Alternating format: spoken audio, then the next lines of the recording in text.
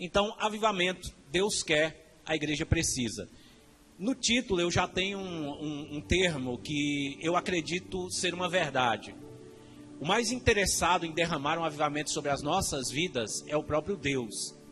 E a igreja ela precisa de um avivamento, porque sem um avivamento nós não conseguimos nos mover, nós não conseguimos caminhar, né?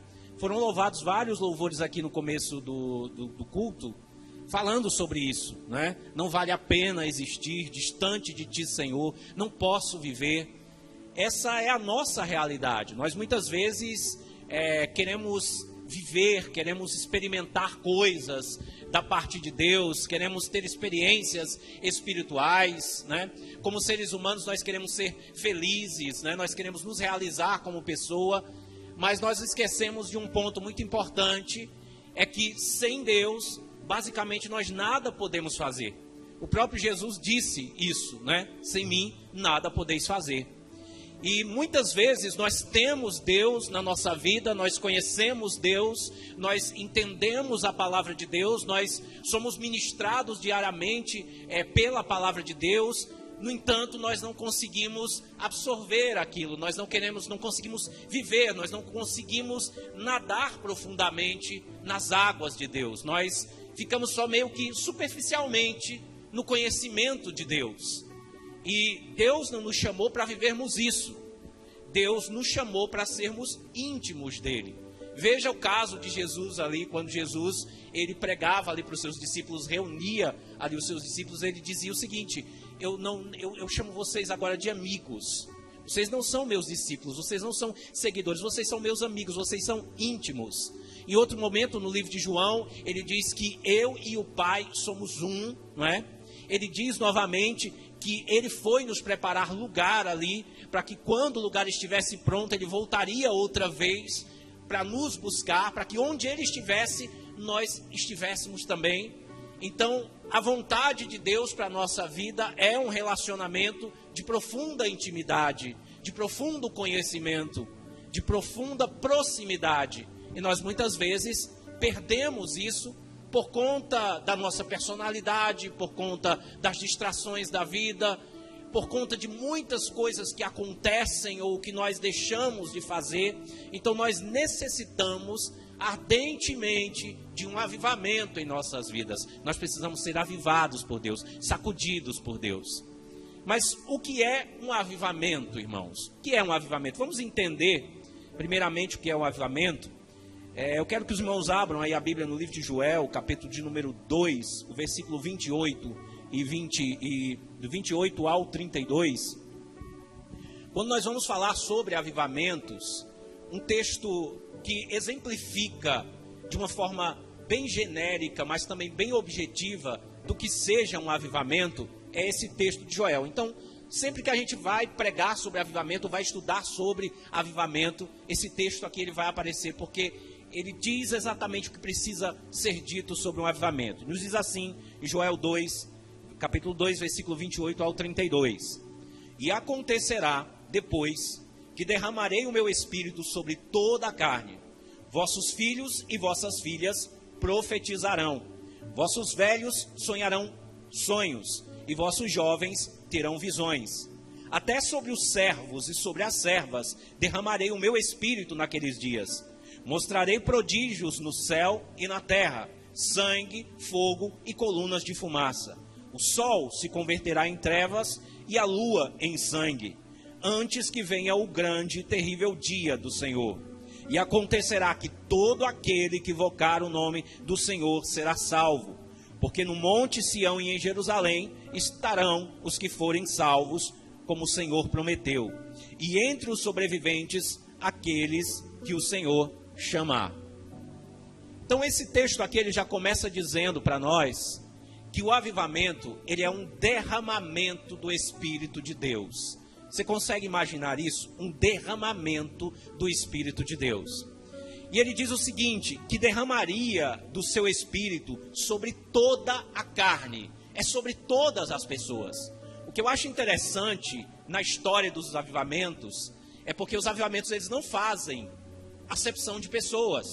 Quando os avivamentos acontecem, A maioria das pessoas que estão próximas àqueles avivamentos, elas são tocadas, elas são alcançadas, elas são transformadas. Os mais terríveis pecadores se arrependem dos seus pecados. As pessoas mais frias sentem a presença de Deus. O poder de Deus inunda aquele momento, aquela situação, e faz grandes prodígios aqui. E no texto do profeta Joel, ele está falando sobre esse derramar do Espírito Santo sobre toda a carne. E os vossos filhos e as vossas filhas profetizarão. Ele está falando de um sinal espiritual. Ele está falando que algo espiritual vai acontecer na vida dos vossos filhos e das vossas filhas. Então, o avivamento traz esses movimentos espirituais. Eles conectam a terra ao céu. Eles conectam o espírito do homem ao espírito de Deus. E essas coisas sobrenaturais, elas começam a acontecer. E agora já é possível os jovens profetizarem. Vossos velhos sonharão e os vossos jovens terão visões. E ele fala de mais sinais aqui na vida das pessoas, de mais sinais espirituais. Você consegue imaginar o que é isso? Eu sei que a gente vê isso nos filmes, eu sei que a gente vê isso nas ficções que a gente lê, mas já imaginou passar por essa experiência? Um avivamento, ele nos proporciona isso, e ele já proporcionou muitas vezes na vida de muitas pessoas. E ele também fala o seguinte: mostrarei prodígios no céu e na terra, sangue, fogo e colunas de fumaça. O sol se converterá em trevas e a lua em sangue, antes que venha o grande e terrível dia do Senhor. Então o avivamento muitas vezes ele também causa sinais no ecossistema, no lugar onde nós vivemos. É possível ver sinais na atmosfera ao nosso redor. Aqui em específico o profeta Joel está falando possivelmente sobre um último grande avivamento, sobre um avivamento futuro. Mas todos os avivamentos, basicamente, eles transformam a sociedade, eles transformam as cidades, eles transformam o mundo ao seu redor. E porque isso é o que Deus faz quando Ele se manifesta. Então, todo aquele que invocar o nome do Senhor será salvo. Algo muito importante que acontece nos avivamentos é a salvação. É a confissão de pecados. As pessoas, elas são colocadas ali mediante o seu estado pecaminoso. Elas conseguem compreender que elas são pecadoras e que elas precisam da misericórdia de Deus. Porque, irmãos, a pior barreira que impede que as pessoas aceitem a Cristo e sejam salvas é porque elas não enxergam que elas são pecadoras. Elas olham para si e dizem assim: eu sou bom, eu sou uma pessoa boa, eu nunca roubei, eu nunca matei, eu nunca fiz isso, eu nunca fiz aquilo. Mas a grande realidade é que a maldade e o pecado vai além dessas coisas visíveis. E quando há um avivamento, quando há ação do Espírito Santo, as pessoas, elas acordam que elas são miseráveis, que elas são pecadoras, que elas precisam da misericórdia de Jesus. E é disso que o profeta Joel está falando. Eu fiz um adendo aqui, um comentário meu, onde eu explico uma parte disso. Um avivamento é um despertar espiritual que ocorre em uma comunidade, igreja ou nação, caracterizado por um renovado fervor espiritual, arrependimento, conversões, transformações pessoais e sociais, e um aumento no compromisso com a fé e a prática religiosa. É um movimento de renovação espiritual que pode ser desencadeado por pregações, orações, eventos especiais ou circunstâncias divinamente inspiradas, e geralmente resulta em um impacto significativo na vida das pessoas e na sociedade como um todo. Então o avivamento é isso. O avivamento é algo que acontece e muda a nossa vida. É impossível nós termos um encontro com esse derramar do Espírito de Deus e nós não sermos transformados. Portanto, se você está fraco, se você está cansado espiritualmente, se você olha para você e diz: olha, eu não sinto Deus, eu não sinto alegria, eu não consigo sentir a presença do Espírito Santo na minha vida, ou eu estou distante de Deus, se você clamar por um avivamento pessoal na sua vida, você vai sentir todas essas coisas que o derramar do Espírito Santo pode lhe proporcionar. E um avivamento, veja bem, ele é sempre precedido por um período de secura espiritual. Nós estamos falando hoje que nós vivemos hoje em um momento de secura espiritual no mundo. Nós estamos vivendo isso. Nós podemos observar, eu tenho estudado sobre igrejas ultimamente, eu tenho lido sobre igrejas ultimamente, eu tenho tentado assistir notícias sobre o evangelho no mundo ultimamente, e a situação ela está muito ruim. Nós temos ali na Europa países inteiros que antes eram cristãos, que tinham 80%, 90% da sua população cristãos, e agora apenas 1% é cristão. Nós temos ali nos Estados Unidos grandes igrejas históricas que estão anunciando que vão fechar as portas em menos de 10 anos. Nós temos igrejas na Europa que estão sendo demolidas. Agora, recentemente, várias igrejas históricas onde grandes avivamentos aconteceram estão sendo destruídas, porque as pessoas não querem mais ir para a igreja. Nós temos igrejas que estão dizendo que não tem mais como continuar abertas, porque não tem mais jovens, porque só tem velhos, porque ignoraram os jovens, porque ignoraram as crianças. Um dos trabalhos mais importantes na nossa igreja tem que ser o jovem e tem que ser a criança.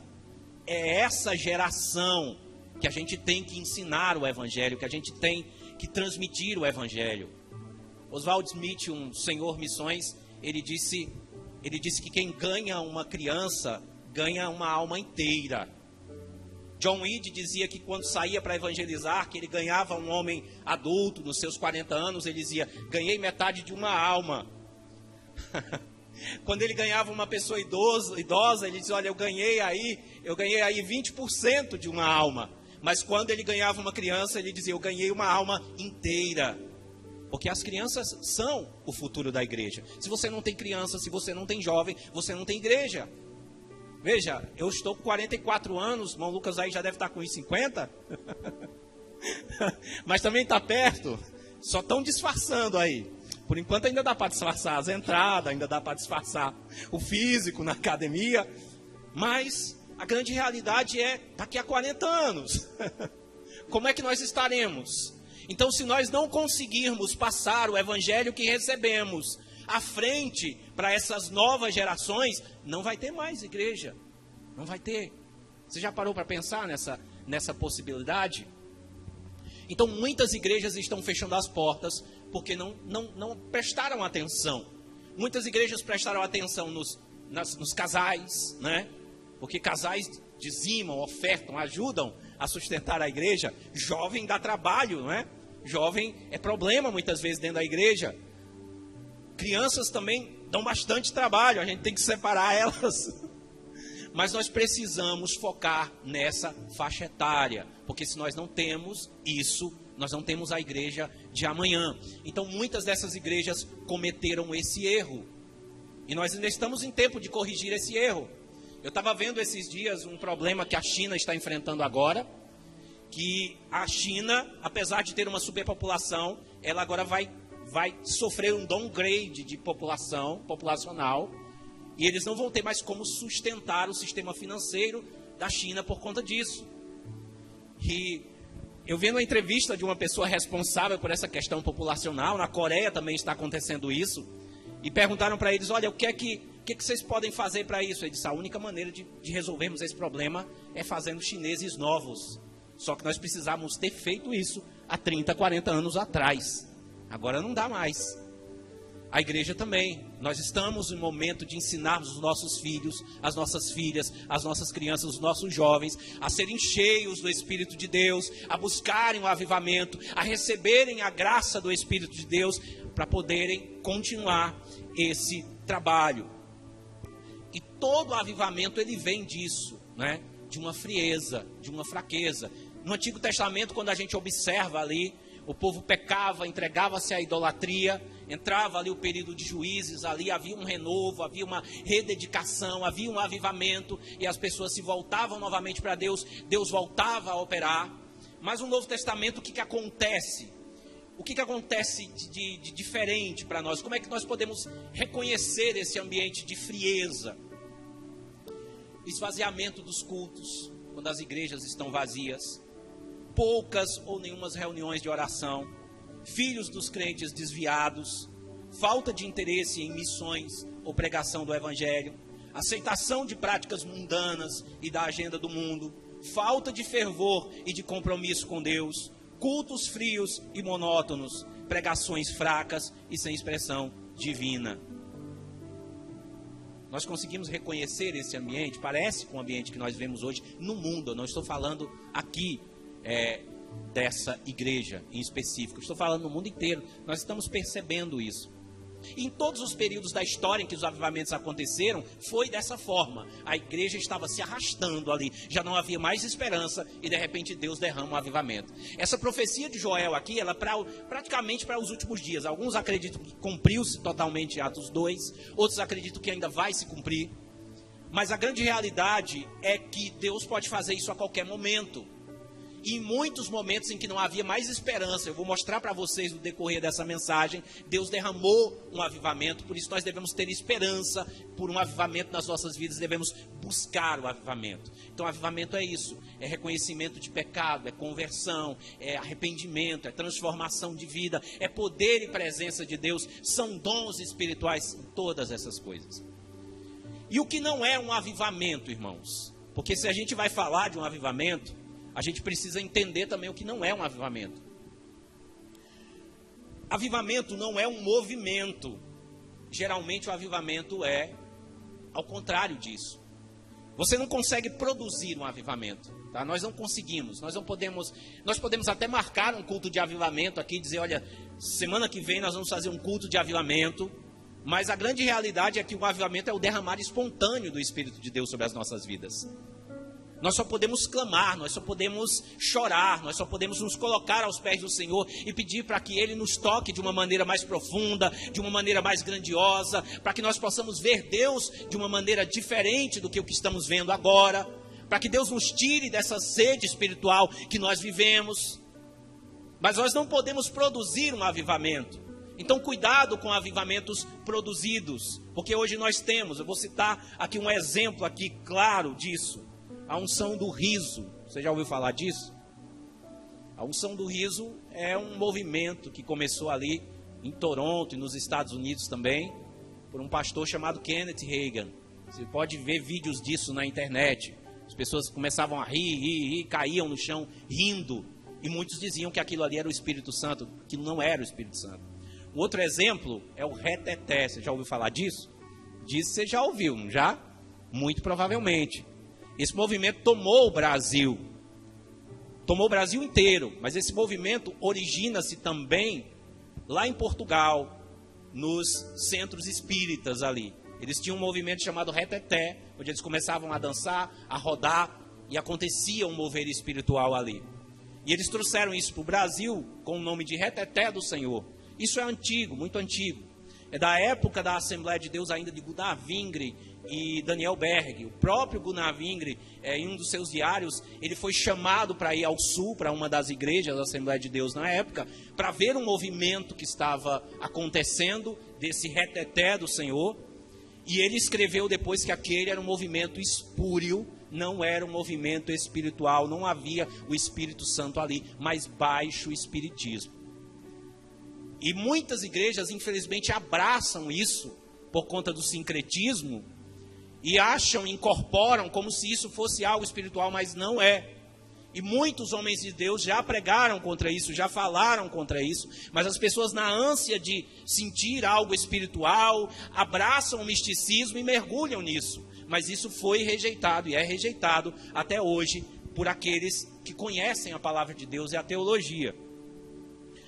A bênção de Toronto foi outro movimento que aconteceu no aeroporto de Toronto também, onde as pessoas elas começavam a piar como animais, latir como cachorro, uivar como lobo. Se você digitar lá no YouTube, você vai encontrar vídeos desse movimento lá, essas pessoas fazendo isso. E eles diziam que isso era Deus. Posteriormente, um dos criadores desse movimento admitiu que aquilo ali era um mover que não vinha da parte de Deus. Temos também aquela ideia do cai-cai, aqueles cultos do cai-cai, onde as pessoas começam a cair, derruba um, derruba outro, e o movimento se transforma em apenas isso. Nós temos também a unção do dente de ouro, isso foi popular no Brasil, né? Nós temos a unção da redução de peso, olha que coisa boa, eu queria que existisse isso. Queria achar base bíblica para isso na Bíblia. Eu ia começar a orar hoje, não ia mais nem malhar. Mas enfim, a unção da casa própria, do carro próprio. Então, esses movimentos, eles acontecem na igreja exatamente por conta disso. Alguns até vêm de avivamentos verdadeiros. As pessoas estão ali sendo tocadas por Deus e começam a dar espaço para determinados movimentos, para determinadas coisas, e acaba aquilo ali se tornando algo totalmente fora daquilo que a Bíblia ensina e com influência de espíritos demoníacos também. Então, irmãos, por que isso não é um verdadeiro avivamento? Porque a alegria, o poder dessas coisas está nisso, em você rodar, em você cair, em você pular, em você... É um movimento vazio, que apenas mexe com o seu psicológico ou com o seu espiritual, mas aquilo ali não é de Deus, não vem de Deus, não provém da parte de Deus. Um avivamento genuíno, ele gera primeiramente arrependimento de pecados, conhecimento de pecados, reconhecimento.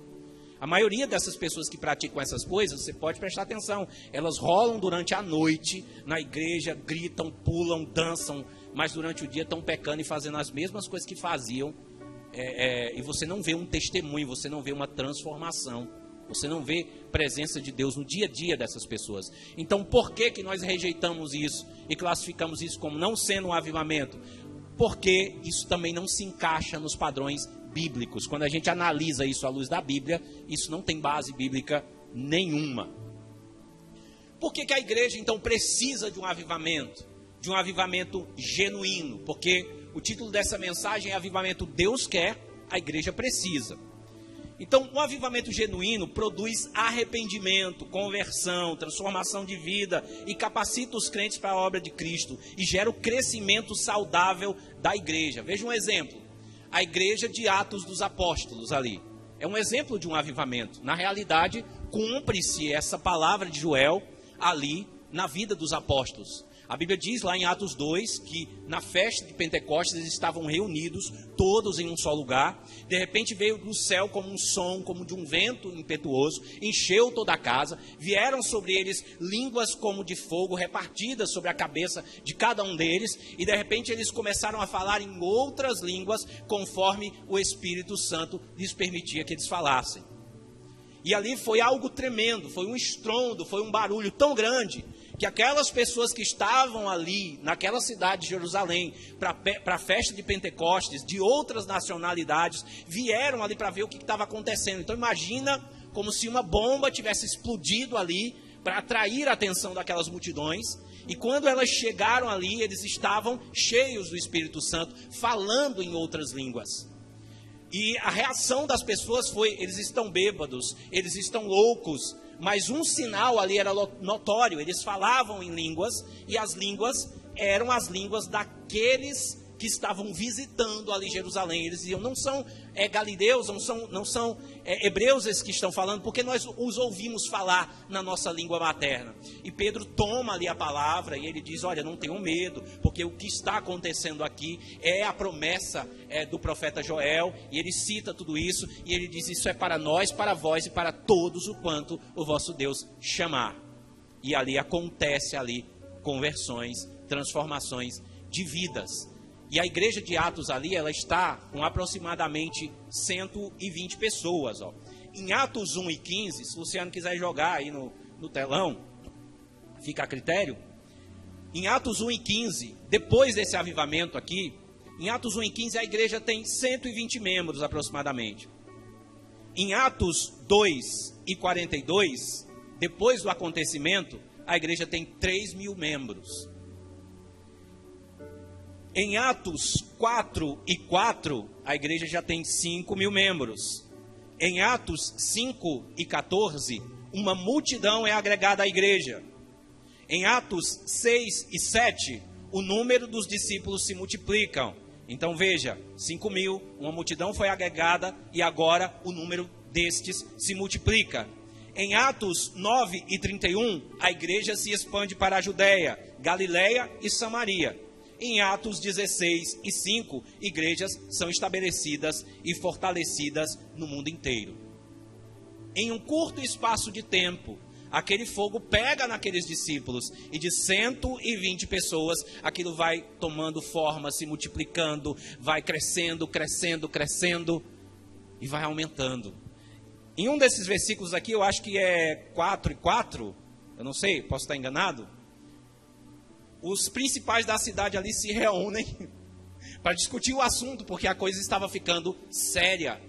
Você vê ali homens como Tácito depois, Luciano de Samosata e outros ali que não eram cristãos, chamando, como Plínio, chamando aquilo de uma contaminação descontrolada, de uma contaminação perniciosa. Aquilo estava tomando aquele período da história ali. Foi tão incrível esse avivamento que ele começa ali em Atos dos Apóstolos e vai chegar a Roma, vai chegar ao Egito, vai chegar em todas as nações que estão próximas ali, e nem um século depois aquilo tomou uma proporção ali que já saiu do controle. Porque quando Deus ele resolve mandar um avivamento, essas coisas acontecem. Então por que a igreja precisa de um avivamento? Porque nós precisamos ganhar as pessoas para Jesus. Então muitas vezes nós estamos falando para Deus dessa forma: Deus, enche a nossa igreja. Deus, a nossa igreja está vazia. Essa não é a oração correta. A nossa oração deve ser: Deus, aviva a tua igreja. Porque se Deus avivar 1, 2 ou 3... o encher a igreja é consequência. O ganhar essa cidade para Jesus é consequência. Nós precisamos receber de Deus primeiro, para depois oferecer para o mundo. Como é que nós vamos oferecer para o mundo aquilo que nós não temos? Como é que as pessoas elas vão chorar arrependidas dos seus pecados se nós somos frios, se nós somos secos, se nós não sentimos Deus na nossa vida? Eu preciso viver um avivamento na minha vida para que eu possa pregar para as nações. Foi por isso que Jesus disse aos discípulos: ficai em Jerusalém, até que do alto sejais revestidos de poder. Depois vocês serão minhas testemunhas em Jerusalém, em Samaria e nos confins da terra. Foi critério, não vai sair agora. Deixa eu derramar o meu avivamento sobre vocês, deixa eu derramar o meu poder sobre vocês. E veja que o posicionamento dos discípulos ali, revestidos pelo poder de Deus, é diferente do posicionamento deles antes. Porque mesmo ele tendo experimentado os milagres, os prodígios, as maravilhas que Jesus fazia, mas eles eram covardes. Eles já tinham curado, eles já tinham visto Jesus andar sobre as águas. Mas no momento da crucificação, só tinha João e as mulheres lá na cruz. Pedro estava escondido, depois negando Jesus. Nós já conhecemos ali, outros estavam escondidos na casa de Tiago. Outros se dispersaram, como a própria palavra de Deus narra. Mas depois que o poder de Deus desceu sobre os discípulos, que eles foram presos ali, que eles foram açoitados e que disseram para eles: não preguem mais este nome, não falem mais de Jesus. E eles disseram: não. Antes é mais importante que nós venhamos a obedecer a Deus do que aos homens. Olha a mudança de atitude de um avivamento na vida deles. E ali foi inevitável. Então por que a igreja precisa de um avivamento? Porque se nós quisermos fazer a vontade de Deus, fazer a obra de Cristo, ver resultado daquilo que fazemos, nós precisamos nos avivar. Porque Deus quer derramar do avivamento sobre a sua igreja. Então é um outro ponto interessante, né? Nós muitas vezes pensamos da seguinte forma: Deus, eu quero sentir mais de Ti, eu quero descer mais profundamente nas Tuas águas, eu quero experimentar mais, eu quero ter visões, eu quero curar pessoas, eu quero ser curados, eu quero expulsar demônios, eu quero viver as experiências espirituais que os apóstolos viveram naquela época, eu quero tudo isso, mas eu não sei se o Senhor quer. Será que Deus quer isso? A grande realidade, irmãos, é que Deus é o principal interessado nisso. Ele é tão interessado que ele deixou várias palavras, várias profecias do que ele já queria fazer. Nós temos várias profecias falando sobre a transformação do homem, sobre Deus usar o homem, sobre Deus capacitar o homem, Deus dizendo para o homem ser valente, ser corajoso. Deus está dizendo: não tema. Deus está dizendo que quer abençoar. Ele dá até a receita: se o meu povo, que se chama pelo meu nome, se humilhar, orar e me buscar, então eu ouvirei do céu. Veja, Deus está nos dizendo isso. Já está lá a receita. Já foi escrito em muitos textos. Mas um texto que eu acho muito interessante, que exemplifica isso que eu quero dizer, está em João 16, 7 e 15, que nos diz assim: mas eu vos digo a verdade, convém-vos que eu vá. Isso quando Jesus está ali se despedindo dos discípulos. Porque se eu não for, o Consolador não virá para vós outros. Se porém eu for, eu vos enviarei, e quando ele vier, convencerá o mundo do pecado, da justiça e do juízo. Quem é que converte o pecador? É o Espírito Santo. É o Espírito Santo que converte. É por isso que Jesus disse assim: quando vocês pregarem, falarem, não se preocupem com que é a vez de falar, porque naquele mesmo momento vos será ministrado que é a vez de dizer, porque não sois vós quem falareis, mas é o Espírito de Deus quem falará em vós. É essa a palavra de Deus, é Ele o interessado, foi Ele que veio para converter, para transformar. Então muitas vezes a nossa posição de inércia, de falta de atitude, ou de dúvida, ou de timidez, está na realidade impedindo de que Deus faça o que Ele já quer fazer na nossa vida. É isso, Deus já quer fazer isso na sua vida. É Ele quem opera em você, tanto crer como efetuar. É Ele que coloca em você o desejo de evangelizar. Mas muitas vezes a timidez nos barra, nos confunde, e nós nos perguntamos: será que o Senhor quer realmente fazer isso na nossa vida? Prosseguindo: do pecado, porque não crê em mim; da justiça, porque eu vou para o Pai e não me vereis mais; do juízo, porque o príncipe deste mundo já está julgado.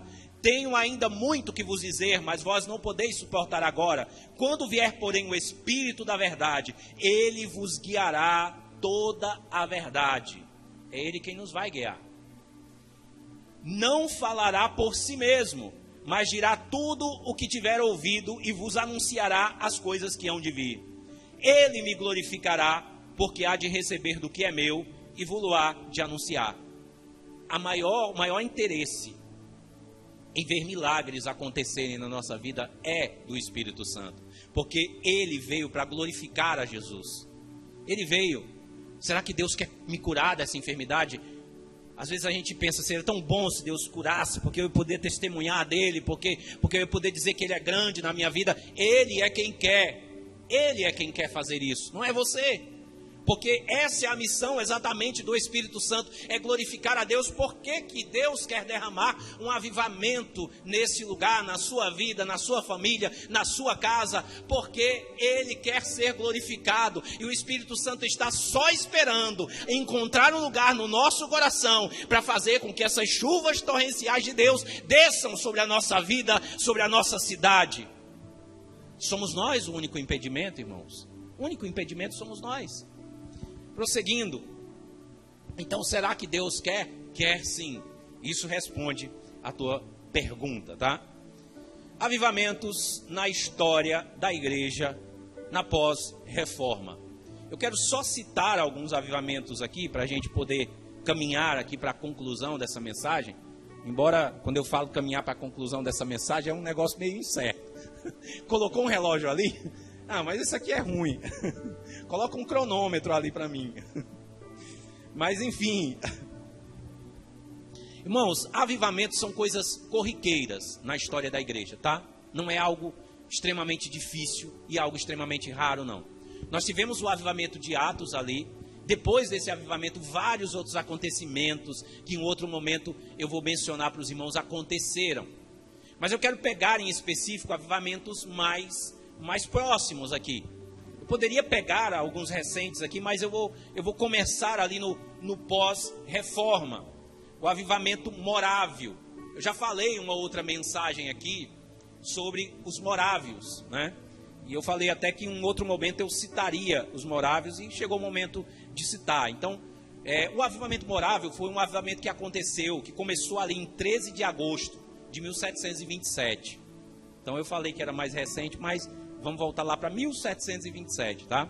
O povo morável era um grupo de perseguidos religiosos ali de várias de várias igrejas ali, de várias denominações ali, e que eles estavam sendo perseguidos, e eles encontraram ali refúgio nas terras do conde Nicolau Zinzendorf, nome difícil de dizer, né? E essa comunidade morávia, ela ficava ali onde é a República Tcheca. E eles moravam ali, imagina ali uma comunidade de presbiterianos, de calvinistas, de assembleanos. Não tinha assembleanos não nessa época não, mas eu só estou ilustrando ali. Imagina aí um povo totalmente diferente, morando tudo em um mesmo lugar, com crenças diferentes, com visões teológicas diferentes. Eles brigavam constantemente eles discutiam. Chegou um momento em que tinha culto ali todos os domingos nas igrejas, que alguns iam para as portas das igrejas dos outros, para dizer que aquilo que eles estavam pregando estava errado. E ali tinha discussão, tinha bate-boca, e era algo terrível ali. E o clima era muito pesado. E esse conde, ele se preocupou com isso, e ele fez com que eles assinassem um termo. Esse termo era o seguinte: para que eles continuassem morando ali, ou para que qualquer outro grupo religioso perseguido pudesse morar naquele lugar, teria que ser passivo uns com os outros, teriam que amar uns aos outros, teriam que respeitar as diferenças religiosas, teriam que focar principalmente naquilo que os une, era isso que dizia o tratado, do que mesmo naquilo que os separa. Então ele fez um documento, eles fizeram um culto ali, que foi exatamente em 13 de agosto de 1727, e eles se reuniram ali para celebrar aquele acordo ali. E o que aconteceu foi que Deus, ele trabalhou de uma forma tão tremenda na vida dos morávios, que mudou a história deles. Eles foram impactados pelo amor de Deus, pela presença de Deus. Eles se abraçaram, eles choraram, eles deixaram de lado todas as diferenças religiosas, todos os pensamentos religiosos ali que eram conflitantes ali. E eles resolveram viver ali o amor de Cristo com intensidade. E eles narram aquele momento como se o teto daquele lugar tivesse sido arrancado e Deus tivesse descido sobre eles como uma chuva poderosa. E a partir daquele momento eles foram transformados de uma forma tão incrível, que eles começaram a louvar com mais alegria, a pregar com mais alegria. Muitos começaram a compor louvores, mais de 500 louvores foram feitos ali. Eles criaram ali um culto cantado, onde eles cantavam, e foi algo tremendo. Surgiu no coração deles o amor por missões. Naquela época não se fazia missões, e os jovens morávios começaram a se vender como escravos, para ir pregar para os escravos, e se espalharam por vários lugares do mundo ali. Então olha que coisa interessante, de uma contenda, de um problema, veio um avivamento, foi derramado ali o poder de Deus, e eles foram cheios desse Espírito, e eles saíram como missionários para a Índia, para a Groenlândia, para a África e para a América do Norte. E o avivamento morável foi tão interessante. Eles entraram para a história como o povo que fez uma torre de oração que durou 100 anos. Sabe esse propósito de oração que a gente costuma fazer? Vamos fazer um propósito de oração contínua. Você ora tantas horas, você ora tantas horas, você ora tantas horas. Eles fizeram isso e durou 100 anos. E essa torre de oração não foi quebrada. Pensa que coisa interessante. E Deus abençoou muito esse povo. Muito. Foi de uma forma que eles vão influenciar o próximo avivamento, o avivamento metodista, que acontece em 24 de maio de 1738. O protagonista do avivamento metodista foi John Wesley, Carlos Wesley, George Whitefield, que eram jovens ali. Whitefield tinha 17 anos quando começou a ser usado como protagonista do avivamento. John Wesley também era bem jovem, Carlos Wesley também era bem jovem. E John Wesley tinha feito seminário anglicano, tinha estudado, e foi como missionário para as Américas, mas não teve sucesso. Ele mesmo disse que quando foi pregar para as pessoas, ele não se sentia salvo, ele não tinha certeza da sua salvação. E o momento em que ele disse que se converteu foi justamente quando ele voltava das Américas ali para a Inglaterra. E o navio onde eles estavam começou a ser ali atingido por uma tempestade. Eles começaram a jogar coisas no mar. E muitos cristãos que estavam ali, pessoas também que criam em Deus, começaram a chorar. Mas ele observou que os morávios não. Uma senhora balançava os seus bebês e colocava eles para dormir e cantava para eles. Todos estavam calmos. E ele chegou para ela e disse: por que vocês estão calmos? Nós vamos morrer. E ele disse: nossas crianças não têm medo da morte. Nós não temos medo da morte. Se nós morrermos hoje, nós sabemos para onde vamos. Nós sabemos quem nós vamos encontrar. Nós vamos encontrar o nosso Deus. E John Wesley, aquilo foi como um impacto para ele. E ali ele percebeu que ele era um pecador, que ele precisava se converter. E ali ele se arrependeu dos seus pecados. E em 24 de maio de 1738, quando ele já estava ali no seminário, depois que ele já tinha encontrado um grupo de jovens que reunia-se para orar todos os dias, para ler a Bíblia. Esses jovens oravam, liam a Bíblia, buscavam a Deus. Eles eram metódicos, eles levantavam às 4 da manhã para orar, das 4 até as 6, depois das 6 até as 8 eles estudavam, depois o restante do dia eles se dedicavam a obras de ajudar pessoas ou de fazer outras coisas que eles tinham que fazer. Eles eram tão metódicos em relação a isso, eles mantinham um diário da sua vida com Deus, da sua história com Deus, de tudo que eles faziam, de tudo que eles precisavam melhorar. Eles eram tão metódicos nisso que eles receberam o nome de Clube Santo, que depois outros os apelidaram de metodistas. E ali vai nascer o movimento metodista. E ali daquela igreja anglicana, irmãos, deixa eu só dar um pano de fundo para vocês entenderem isso. Nessa época aqui a Inglaterra estava mergulhada em uma escuridão moral e espiritual tremenda. A regra lá em Londres era um bordel, uma casa, um bordel, uma casa, um bordel, uma casa. Eram bares em todos os cantos. As pessoas trabalhavam muito, trabalhavam o dia inteiro, a semana inteira, só tinha folga no domingo. Quando elas folgavam, elas iam para as tabernas beber e se prostituir. Era uma nação tão moralmente fragilizada que senhores velhos adotavam 5, 6 meninas e levavam para sua casa para poder ter relações com elas. E os pais concordavam com isso. Era algo terrível. Teve um incêndio, porque tudo era bar em vários lugares. Eles tinham tonéis de gin espalhados em vários lugares das cidades. Um dia estourou um desses tonéis, o gin escorreu pelas ruas, pegou fogo. A história diz que as mulheres, homens e crianças vinham beber aquela bebida como bois. Eles se abaixavam e bebiam. Aquele incêndio matou várias pessoas, não porque o incêndio foi de grandes proporções, mas porque as pessoas estavam tão bêbadas que elas não conseguiam fugir das chamas. Então veja um ambiente de escuridão profunda espiritual. Nesse ambiente, alguns jovens em uma faculdade se reúnem ali para buscar a Deus, para servir a Deus, para clamar a Deus, para que Deus trabalhe na vida deles.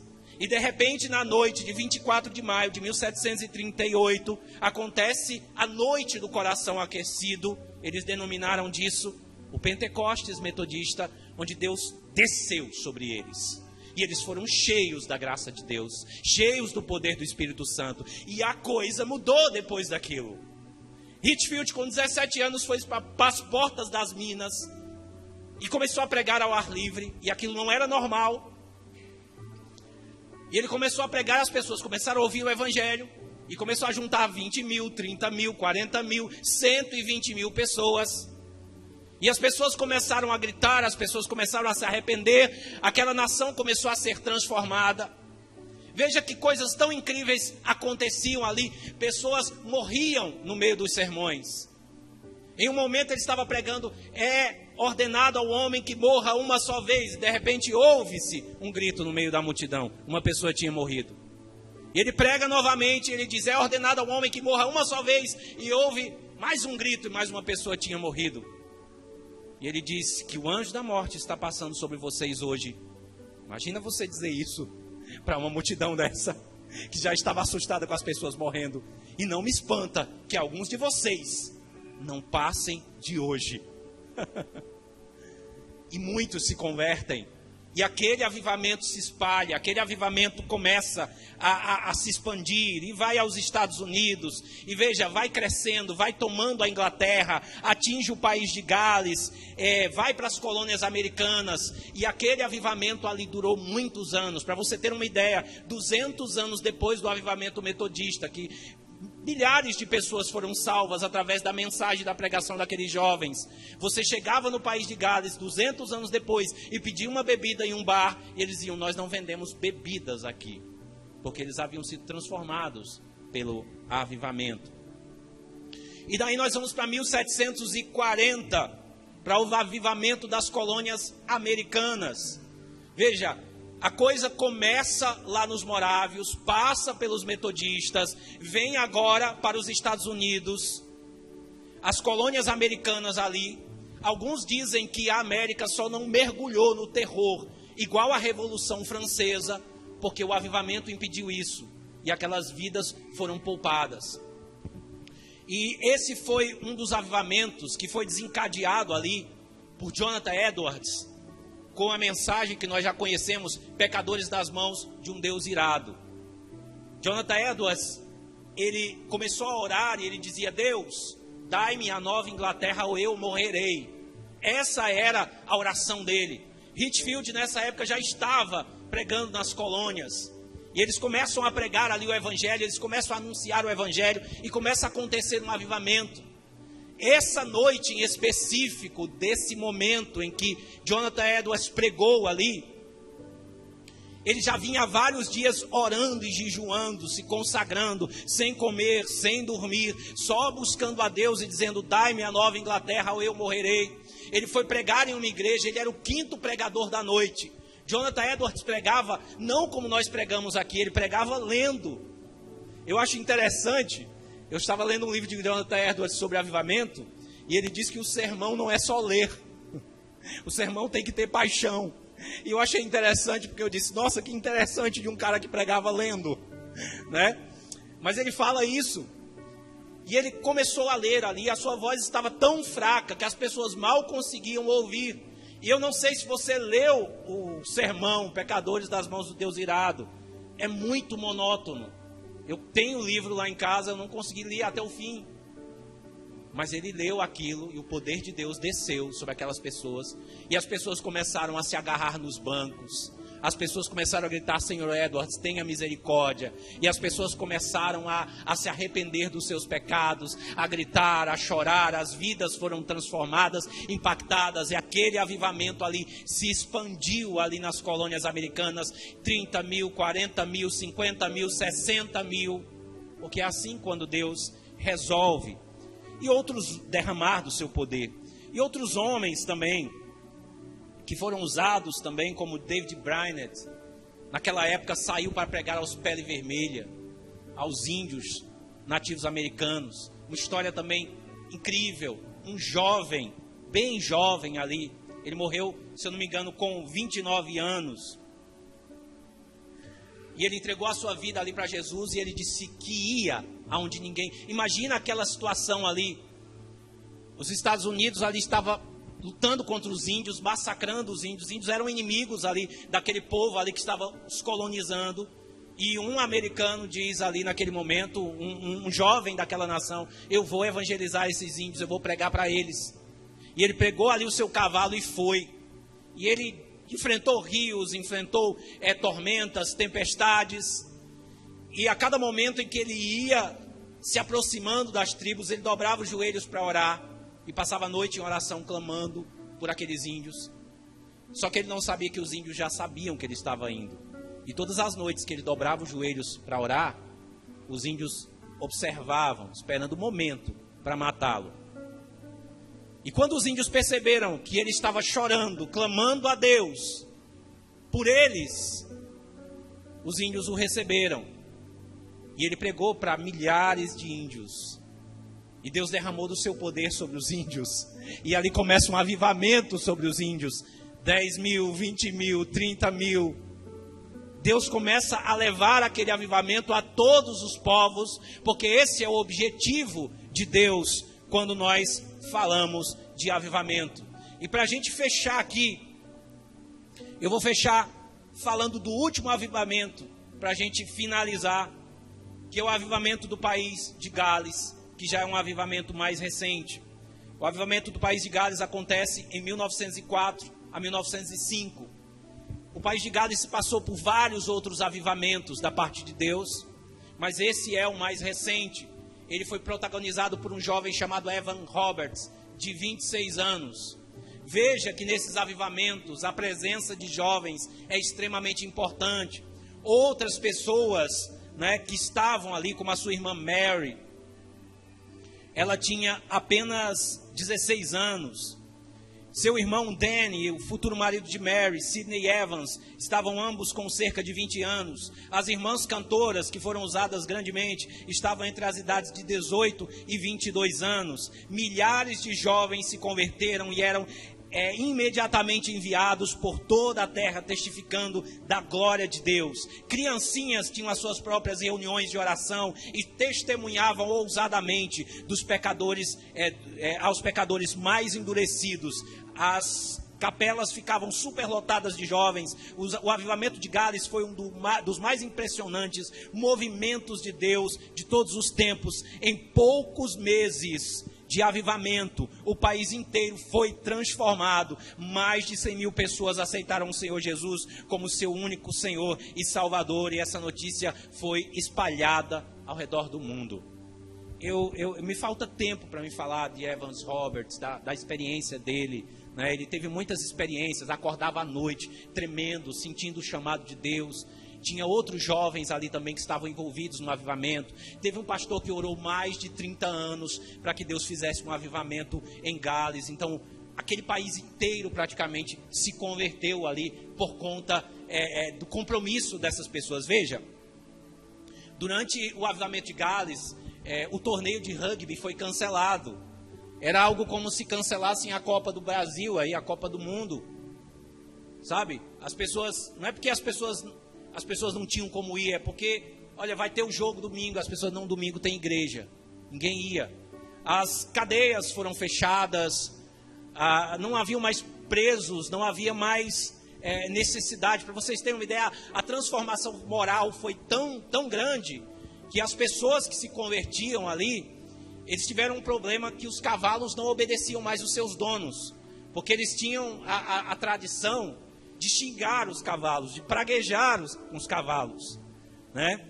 E quando eles se convertem, eles se transformam moralmente, eles perdem esse costume, e eles já não gritavam mais com os cavalos não obedeciam, porque ninguém nunca tinha falado com eles gentilmente.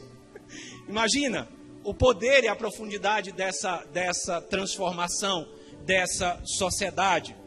5 anos depois desse avivamento, 80% dessas pessoas ainda estavam nas igrejas onde haviam se convertido. Algumas, porcentagem disso foi também embora fazer a obra missionária. Irmãos, para a gente fechar aqui, eu quero só finalizar com um texto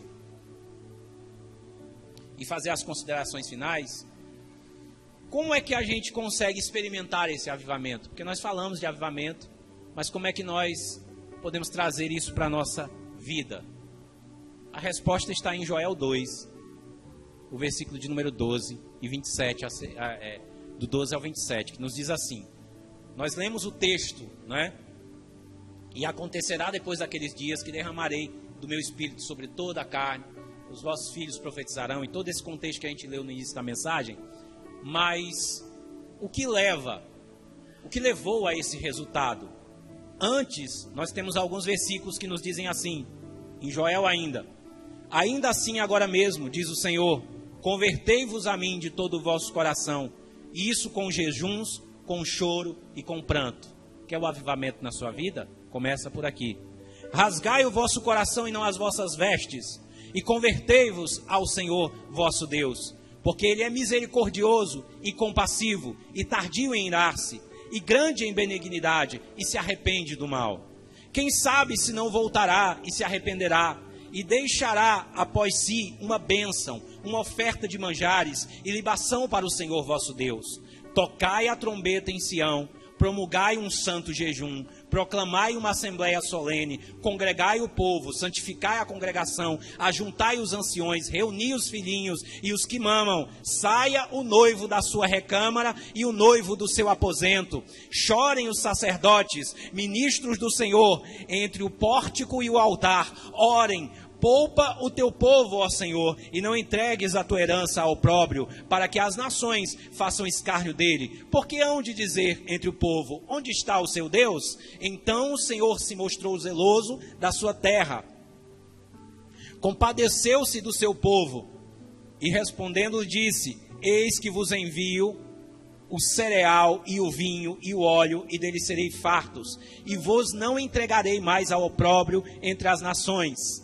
E aí o texto vai seguir mostrando tudo o que eles precisaram fazer. Então, irmãos, é isso que nós precisamos. Se nós nos importamos realmente com Deus, se nós realmente queremos viver o melhor de Deus, nós precisamos ter um compromisso com Ele. Então, por que os avivamentos eles não acontecem na nossa vida? Porque nós precisamos nos interessar, nós precisamos quebrantar o nosso coração, nós precisamos desejar isso. Eu sei que as coisas do mundo elas nos ofuscam, mas nós fomos colocados aqui nessa terra com um propósito, com um motivo, certo? E esse motivo é receber Deus na nossa vida e compartilhar Deus para o mundo. Amém? Louvado seja o nome do Senhor Jesus.